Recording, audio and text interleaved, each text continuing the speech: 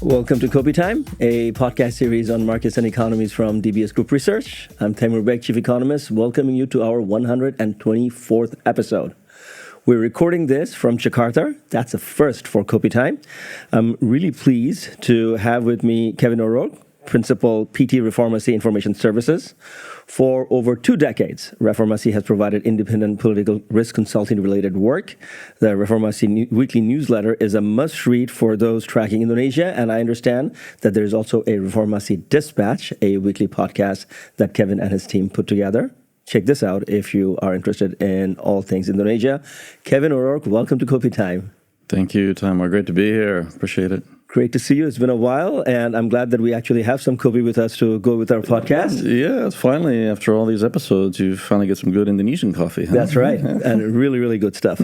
Kevin, we'll start with the election. Tell us about your take on the last few months' developments. Right, yeah, it's been a topsy-turvy election process. It's kind of a tricky one to explain sometimes because a lot of aspects are counterintuitive. The incumbent Widodo embraced his former rival and tacitly endorsed him, and that sealed the deal for Prabowo Subianto, who won a very strong mandate because he garnered 58% of the popular vote in February in a 3-way race. So it was dramatic, but Prabowo is a figure who's well known to anybody who observes Indonesia for 30 years now, and so his record and questions about his background cloud the outlook.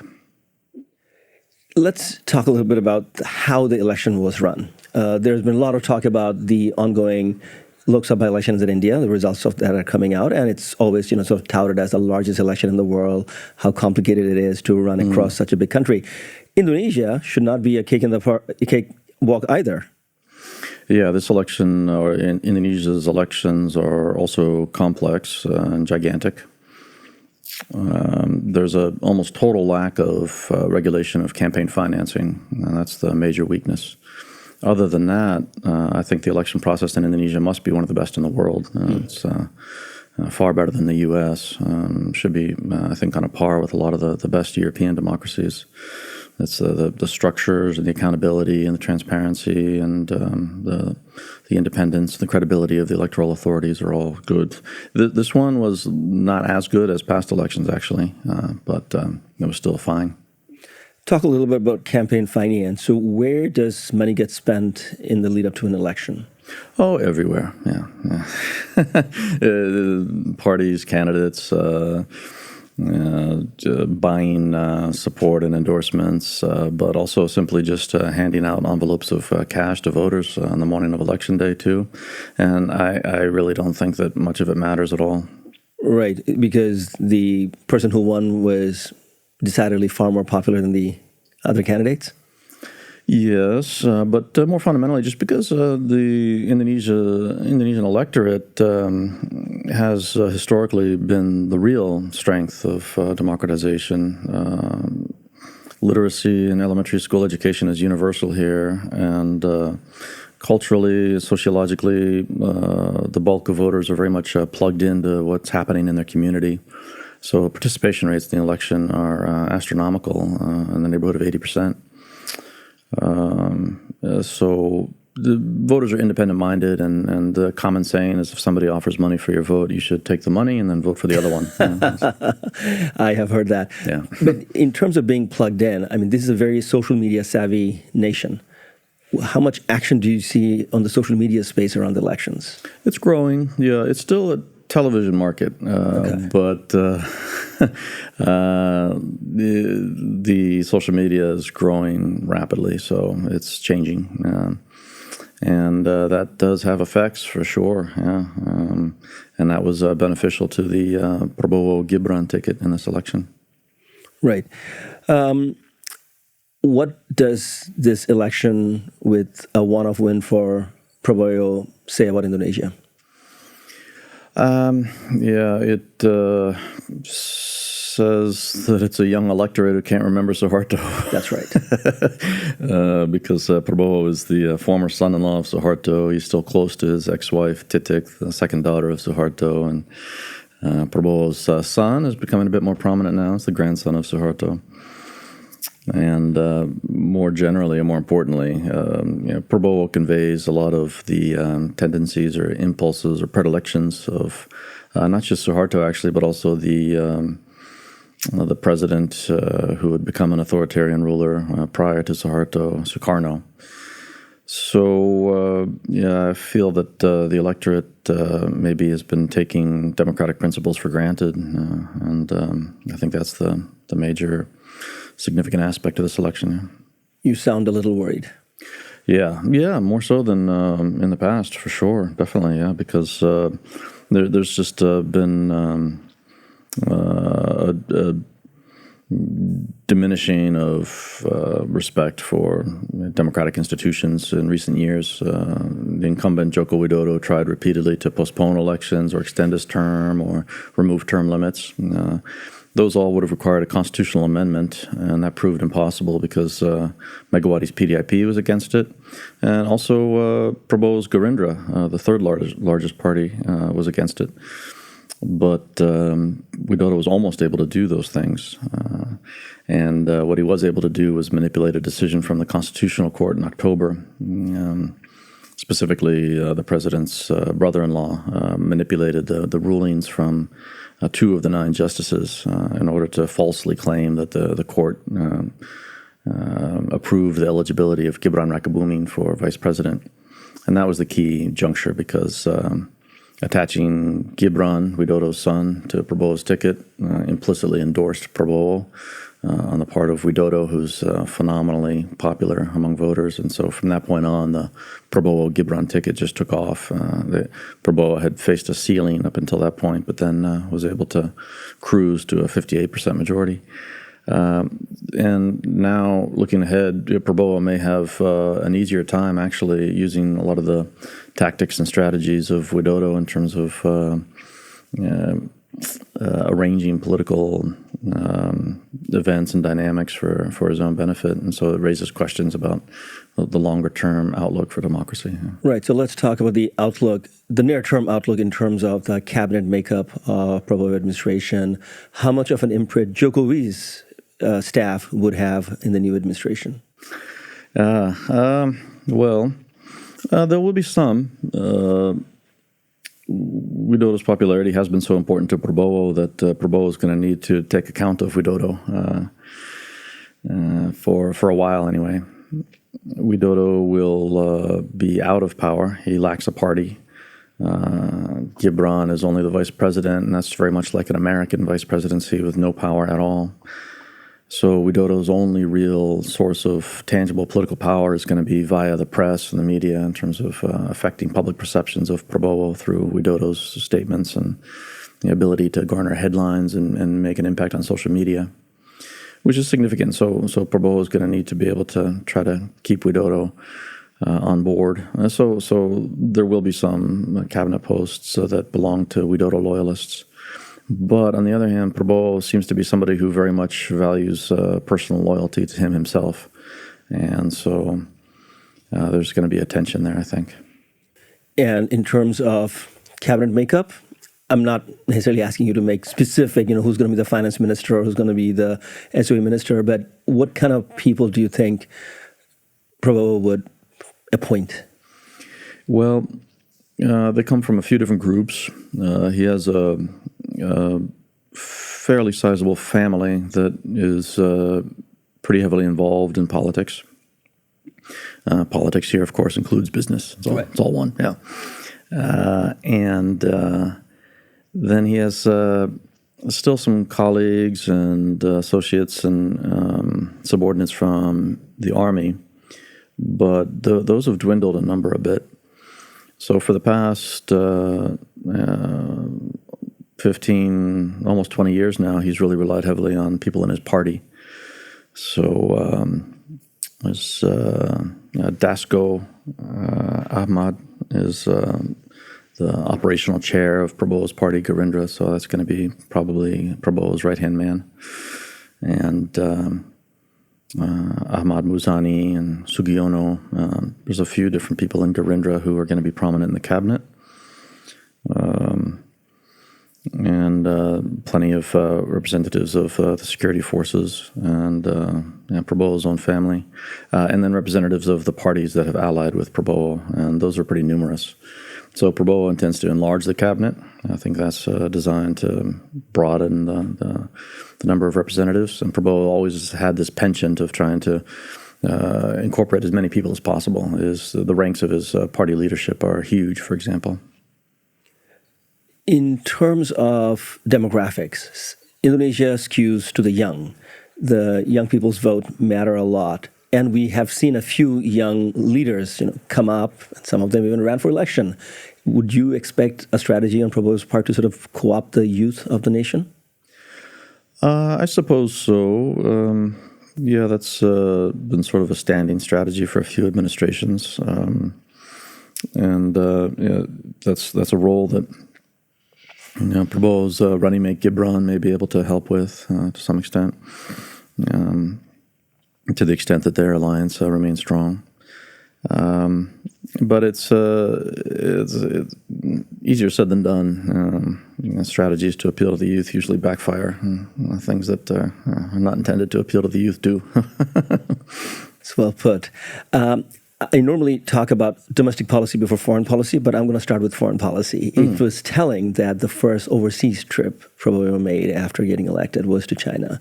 How significant was that? Yeah, that was very significant, very interesting. What I understand, there was a standing invitation from Beijing for Prabowo to visit, and he readily took it up before even having been confirmed by the Constitutional Court as the rightful winner of the election. He went there with his son, did it, with his aide, Sugiono, and a couple former military figures, not the foreign minister. I don't think even the ambassador was there. And then he met with Xi Jinping himself. It was a very aggressive move by China. Not aggressive, I should say. It was assertive. It was a strong diplomacy on the part of China to move adroitly and engage with Prabowo. And it signals the high importance that China attaches to Indonesia. Prabowo sees the world in terms of hard power, and it was significant, too, that immediately after being in Beijing, he went straight to Tokyo and met with the government of Japan.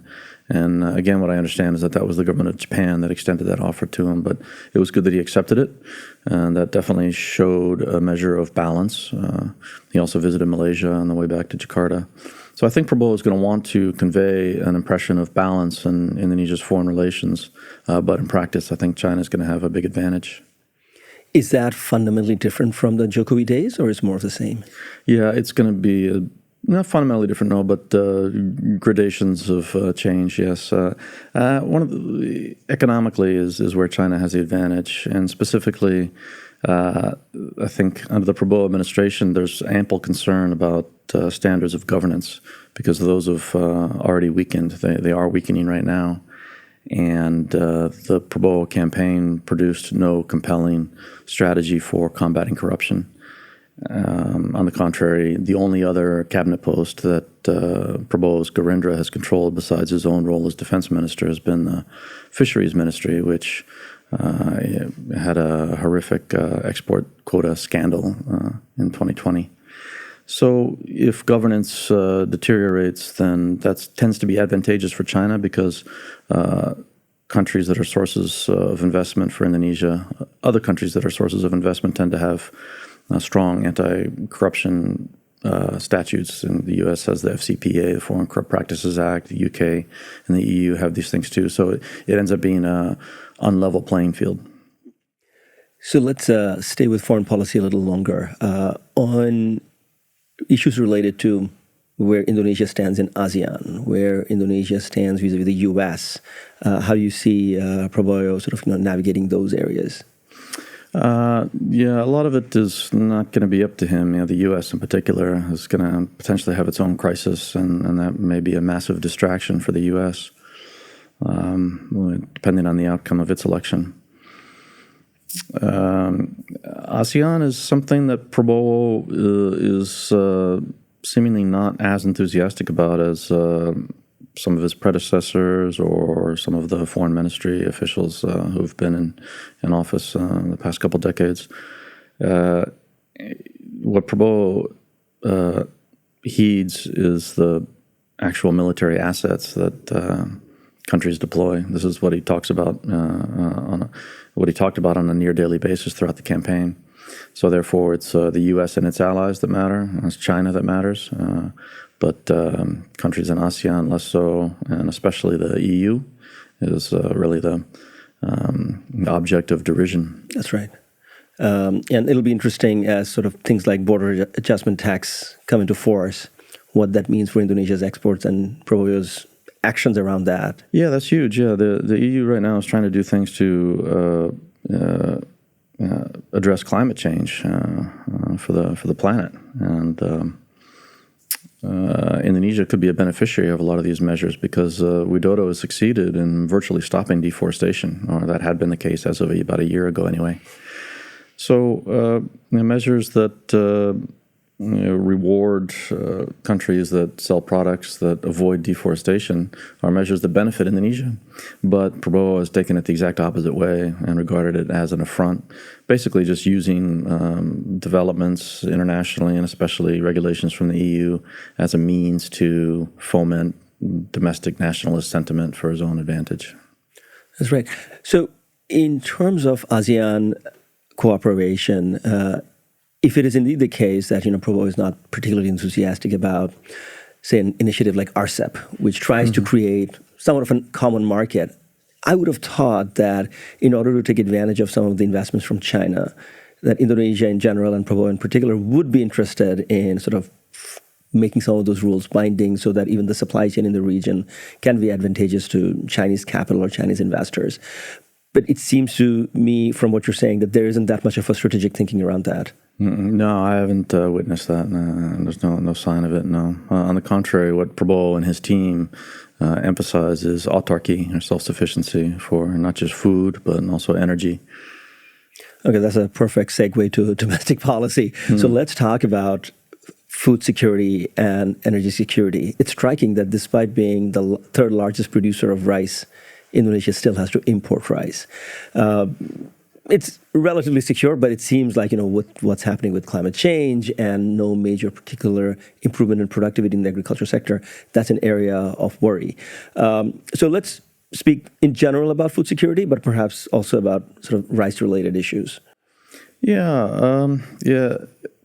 There was the El Nino, which depressed production a little bit last year, and therefore there was a need to import a little bit, and other countries faced the same predicament, and so there was upward price pressure for rice, and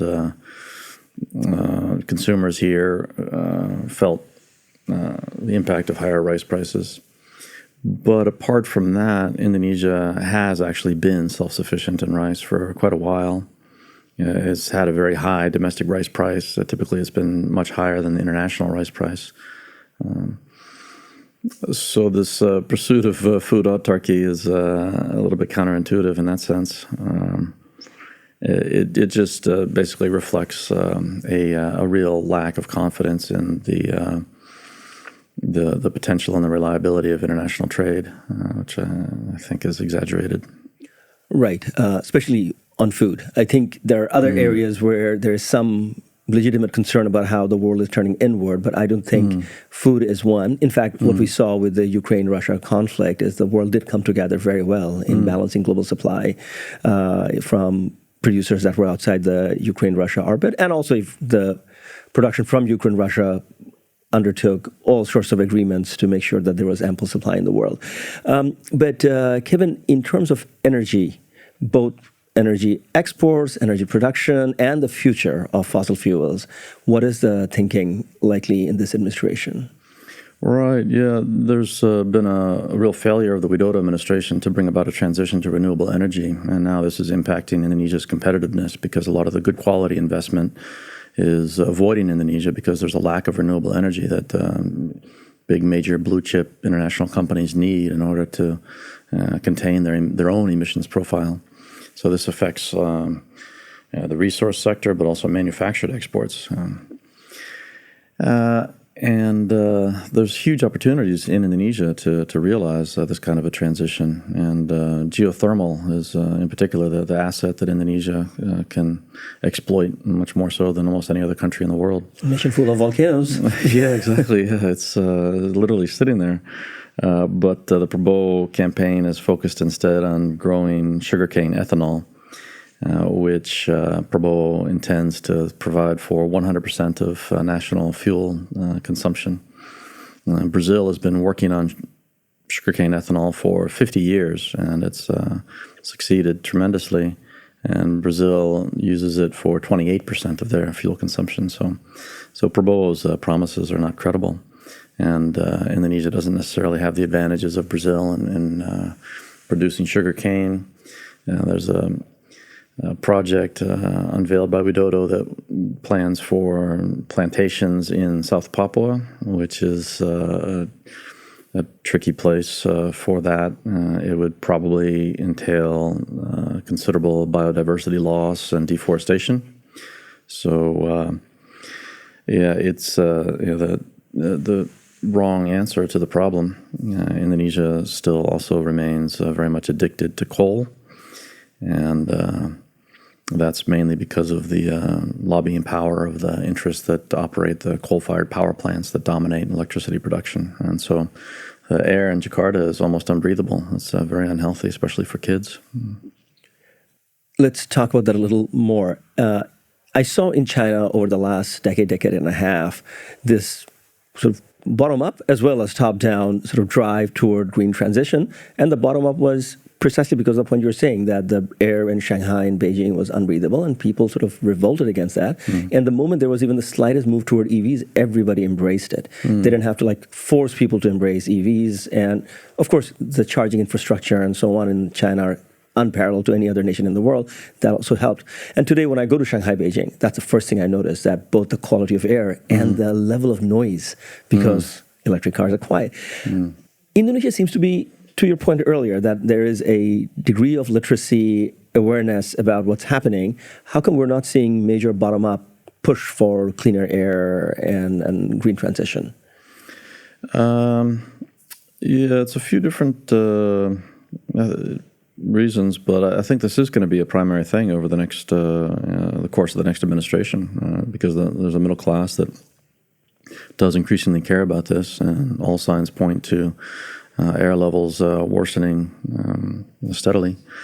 So there's also a transition to EVs happening, but it's going a bit slow. There's a lack of affordable models available still on the market.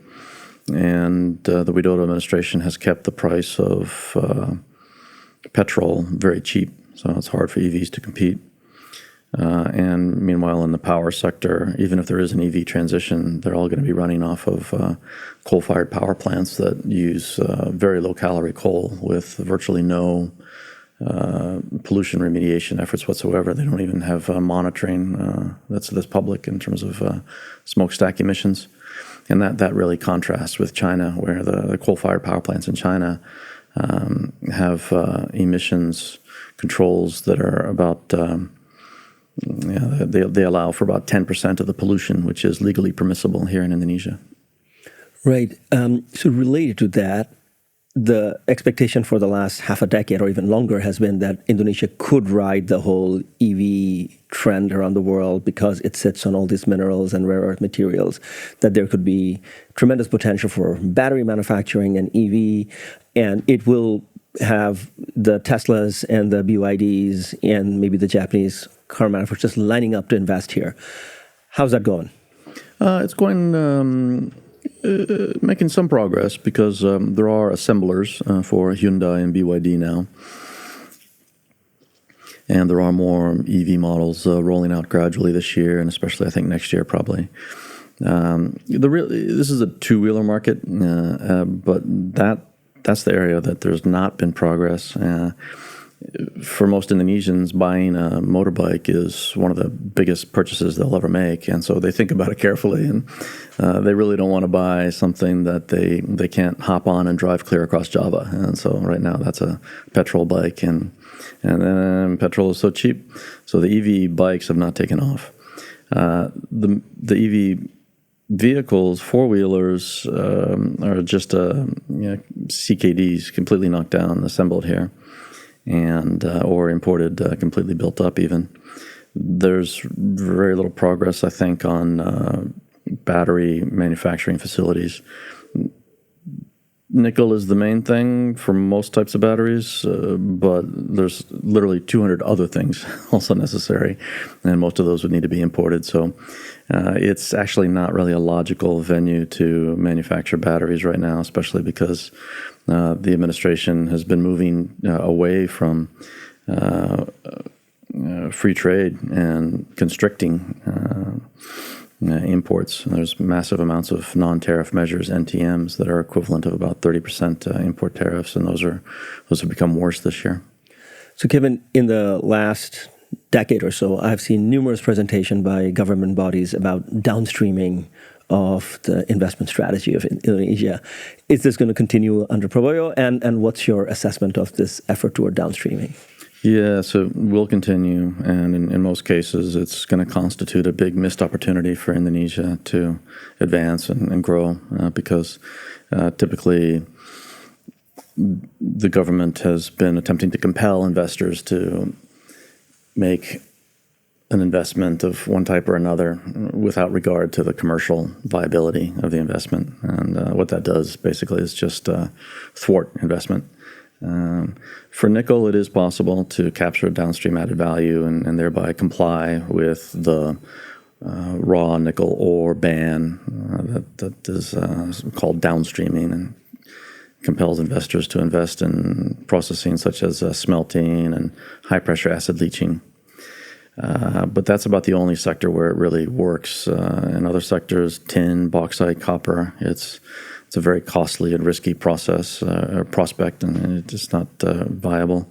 And even in the nickel sector, the amount of pollution that's associated with that investment right now is potentially catastrophic in terms of emissions from smokestacks for both coal-fired power plants, which is multiple gigawatts of new capacity coming on stream for that sector, and the smelters themselves, which pollute even more than the coal-fired power plants. And especially the HPAL processors, which produce vast quantities of waste, which is unstable in a tropical climate. So HPAL is an inappropriate technology, and there's deforestation too. Right. So, Kevin, we've talked about mining, a bit about manufacturing also earlier. You talked about agriculture. Let's talk about services. It would be nice if Indonesia had a big agriculture productivity revolution and a big manufacturing revolution, and jobs were created there. But it seems like those things are hopefully down the road, but not here today. And today, the jobs are coming at the services sector. So where do you see dynamism in the services side, and how are policies sort of calibrating toward maximizing the service sector potential? Well, there's been very good social welfare support programs from the Widodo administration, but ultimately, it's advancing human resource development, especially through education. And there have been efforts, especially by the minister, Nadiem Makarim, but the PISA scores that came out late last year showed that Indonesia stagnated, actually lost ground, as did a lot of other countries during the pandemic. But basically, the workforce in Indonesia really lacks the skills that a modern economy needs. So that's a real constraint. English language abilities are improving, but are still lacking. I think a real ray of hope, or a potential area that's really beneficial for Indonesia, could be the application of AI. Studies have shown that AI does not actually take away jobs for lower value positions, but rather it affects professions like lawyers and doctors more so, and consultants. And it's basically a leveler in terms of bridging skills gaps. So in that sense, it could be really ideal for Indonesia, because to get a perfectly written English language essay just now requires a push of a button. And that's always been the problem area in Indonesia. And also it can compensate for deficiencies in an education system. So I think applying AI is something that can really help a lot of Indonesian workers become more competitive, actually. And that may be helpful. I want to stay on the issue of services and innovation here. So I recognize the point about the skills or the education level not being as good as one would like to see to embrace some of the modern technologies. But to your point that, hopefully, something like generative AI could bridge some of that gap. But as we speak today, when we look at the entrepreneurial spectrum of Indonesians, whether it is in ride-hailing or e-commerce, are you pleased to see the brands that are being created by Indonesians?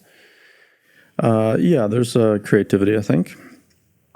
There's not a lot of genuine innovation. It's really more adaptation of ideas that exist elsewhere and conforming them to the local market. And unfortunately, a lot of that has been slowing down, though, just because of the higher global interest rates and the drying up of funding from Silicon Valley. Ultimately, there was several $1 billion raining down on this particular neighborhood here in Jakarta for year after year, and that's coming sort of that's tapering, definitely. But Indonesian society is one that definitely. Yeah, Indonesian society is definitely one that embraces change and technology, and anybody who's slow to take up the latest device or app or is called gaptech, sort of failure to adapt is the acronym. Yeah. Right. Okay, I want to pivot to discussing the macro environment. But before that, I want to ask you one last question about the Prabowo administration's sort of proclivity toward policy. Subsidies for domestic consumption, the story on the milk or energy subsidies and so on. Where do you see policies around subsidization of certain consumption going? Yeah, they're going to be huge. That's what Prabowo emphasized throughout the campaign. And there's active work underway to prepare for a free lunch program. The original idea was that this would be a way to address stunting, which is a huge problem in Indonesia. And Prabowo's rival in the presidential campaign, Ganjar Pranowo, pointed out in one of the presidential debates that by the time that a child is in school, able to receive a free lunch, they're well beyond their first 1,000 days of life, which is when stunting occurs. So it's a program that will completely miss the mark with regard to stunting. It has other advantages, of course. School lunches are a good thing, but it's going to cost 450 trillion rupiah, almost $30 billion US dollars, and there's a lot of other priorities that Indonesia needs. So how that's going to affect the fiscal accounts is a major question right now, because Prabowo has also been talking earnestly about expanding military spending dramatically. That's clearly probably his foremost interest. Also the construction of food estates for this food autarky program, and also the construction of sugarcane estates for the ethanol program. And Prabowo has pledged to spend on scholarships for overseas university studies in science and math and engineering. So those are all expensive budget items, and meanwhile there's resistance among advisors to Prabowo about raising taxes. There's supposed to be a 1% increase in the value-added tax happening in January, but that's a little bit unclear right now. So if there's hesitancy about increasing tax collection on one hand with an increase in spending on the other hand, Indonesia does have capacity to borrow more, but it's going to be a high-wire act, seemingly, at this stage. Perfect segue. In fact, you have made the segue happen. So let's talk about macro. So yes, I think I share some of the concerns. You talk about the fiscal outlook, but I'm glad that at the very end of your answer, you added to the point that there is space, fiscal space for Indonesia compared to many other emerging market and developed market economies out there. Singapore's Indonesia's debt GDP ratio or even fiscal deficit is not particularly something that one should be very concerned about. It's the quality of spending that matters. And I think you and I share the concern that deficit is one thing, but if it's being wasteful, then it's not good.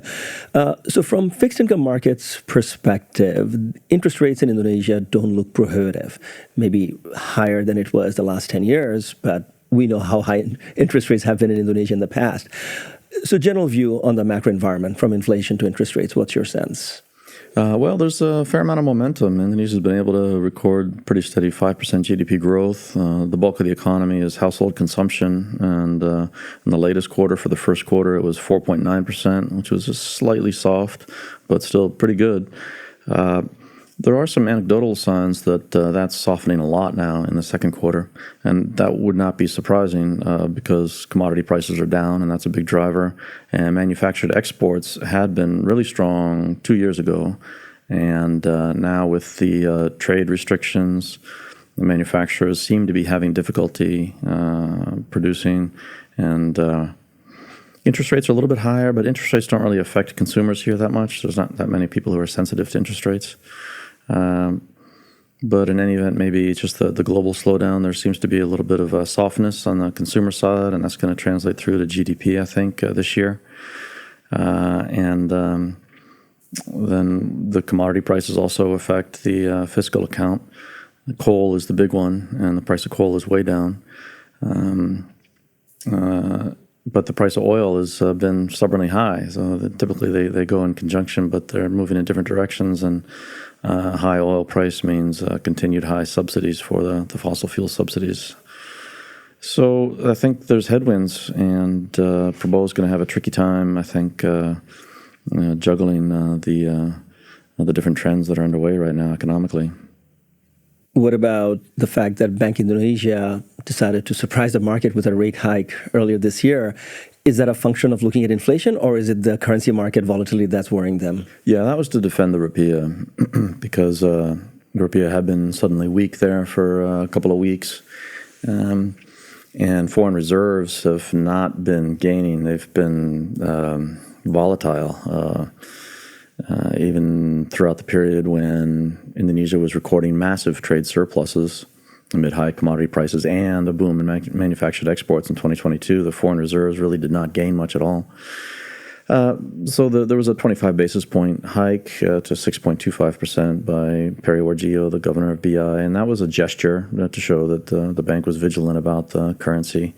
And it was good. It was the right move, and it helped, and the currency has been stable since then. So one of the big benefits that Prabowo has is Warjio, and his term still will continue for another 4 years. So that's a positive. However, Prabowo's main economics advisor, Derajat Wibowo, complained about the interest rate hike that Warjio made. So we know, just drawing a parallel between the U.S. and Indonesia, that people like Trump like to think that they should be able to control the interest rate and browbeat the Federal Reserve down. Do you worry about BI's independence under the new administration? Yes, definitely. Yes. Yeah.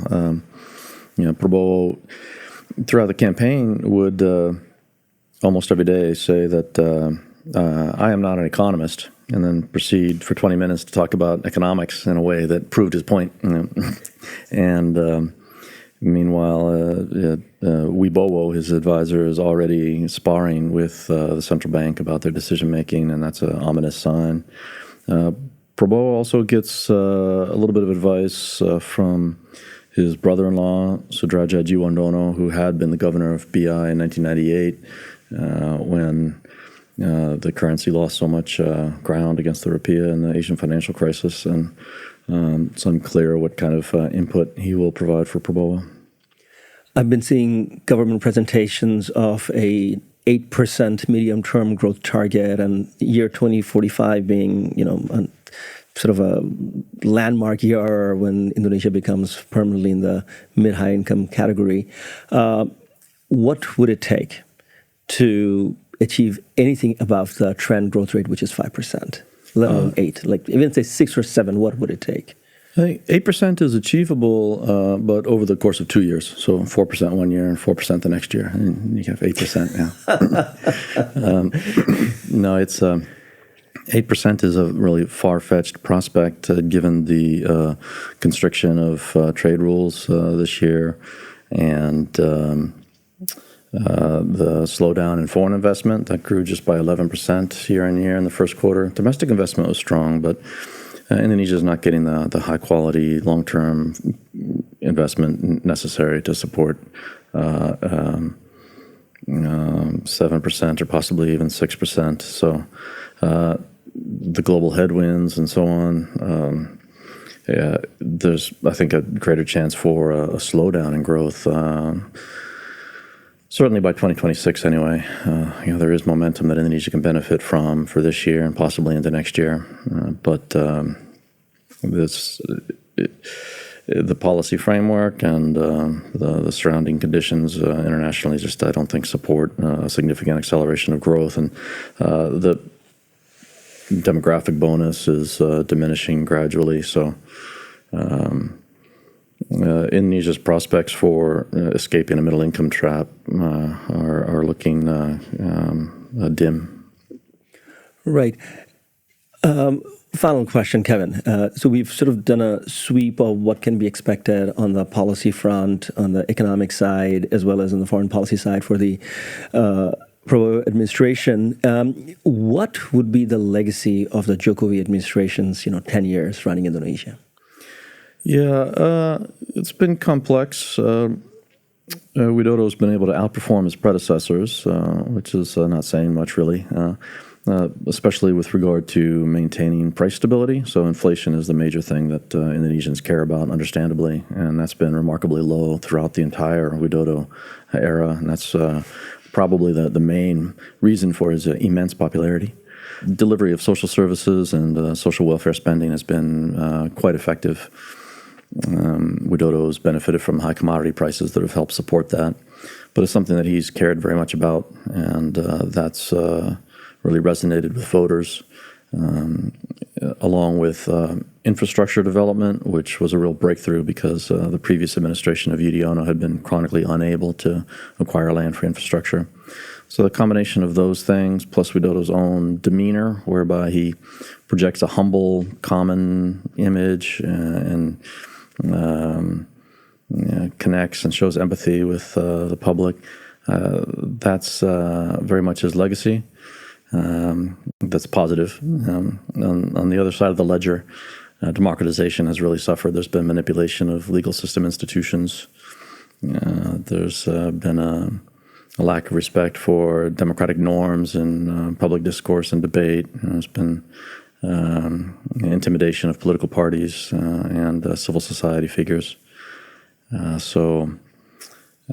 then finally, the endorsement of Prabowo quixotically in the election has all combined to provide for a adverse legacy associated with Widodo, which I think is explained by the conflicts of interest and the governance standards in the administration, and a desire by Widodo to find a safe, reliable, loyal successor to safeguard the interest of the Widodo era in the future. That's absolutely critical, the final thing that you said. To me, whether it's a CEO or a president, their legacy should not be judged the day they leave, but a couple of years after they leave, because the transition is also a function of the way they left things behind. Kevin O'Rourke, this has been terrific. Thank you so much for your time and insights. Yeah, thank you. Yeah, glad to be here. Appreciate it. Great to have you, and thanks to our listeners and viewers as well. Kopi Time was produced by Ken Delbridge. Violet Lee and Daisy Sharma provided additional assistance. All 124 episodes of the podcast are available on YouTube, Apple, Google, and Spotify.